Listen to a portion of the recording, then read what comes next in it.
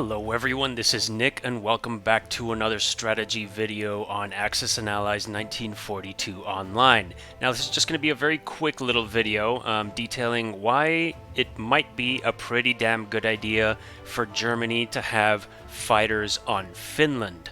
Finland is this country up here, in case you did not know. But we just finished our round 1 combat. We retook Ukraine from the Russian onslaught. We managed to take Karelia from the Russians as well. We took out this British fleet up here. Sadly, I did send one submarine down here off the coast of the eastern United States, but I was not able to take out the destroyer and 2 transports. It was a bit risky doing one-on-one combat, but what have you. I didn't do anything here in Egypt because I didn't have the bomber in the Ukraine, so I didn't just want to risk a bunch of troops against the defense of a tank and a Spitfire. But now we do have 5 fighters to non-combat move. Now what I would say, at least for the first couple of rounds, probably round 1, 2, 3, I would say it's a pretty damn good idea to try to maintain as many fighters as you can on Finland. Sadly, we do have one here in the Ukraine that cannot make it there because it came from Germany, so it already took 2 moves, and it cannot take 2 moves back up to Finland, so we just have to put it somewhere relatively close. Poland, for instance. Now, why Finland, you might ask? It's very far up north, it's kind of out of the way, it doesn't really pay attention to stuff down here, maybe not even the Caucasus.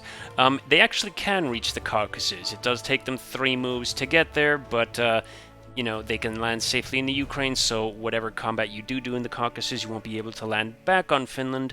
But having some on Finland is a pretty damn good idea, in my opinion, because of the fact that Finland connects to Sea Zone 3.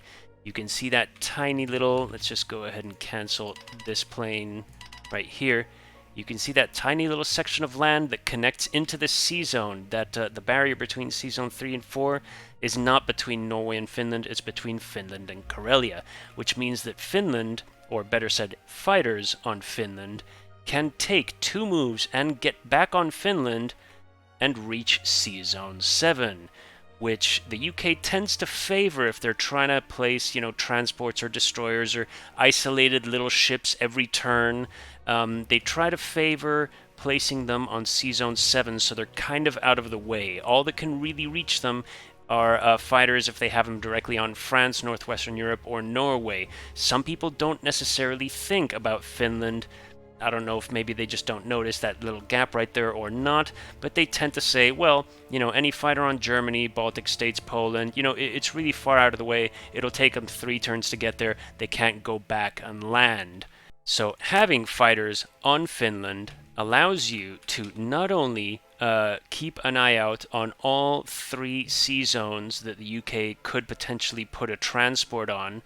Maybe they get careless. Maybe they put a lone transport thinking nothing's in range, and what do you know? You've got a fighter on Finland.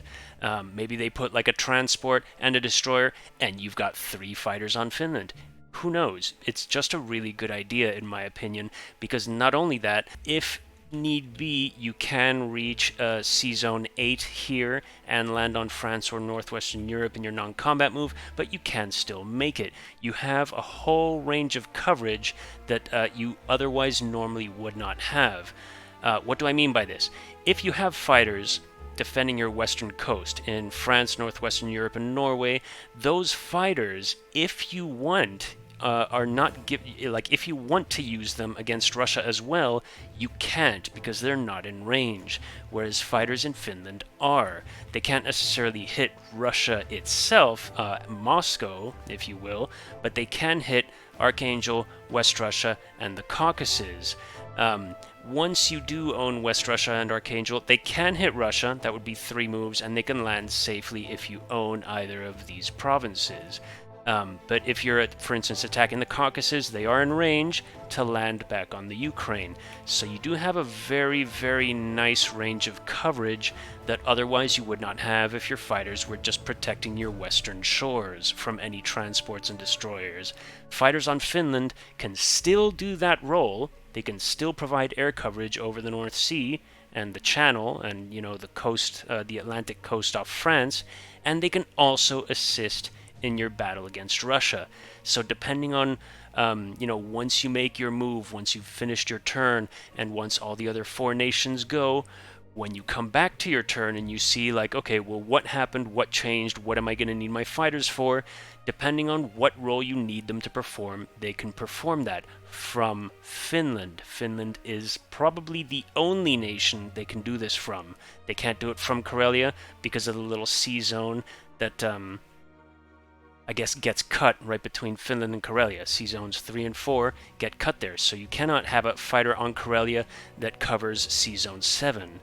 And if you have a fighter on Norway, it can cover Sea Zone 7, and possibly even a little bit more all the way to 2, but it can't help you in your fight against Russia. Or it can, but very, very limited, just for 2 minor provinces.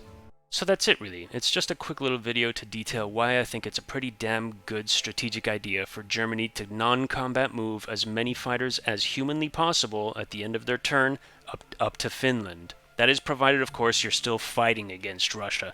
Once you've taken this beast on and defeated it, you can place your fighters wherever the hell you damn well please. But in the first couple of rounds, before you've taken Russia itself, it's a pretty damn good idea for Germany to have fighters on Finland.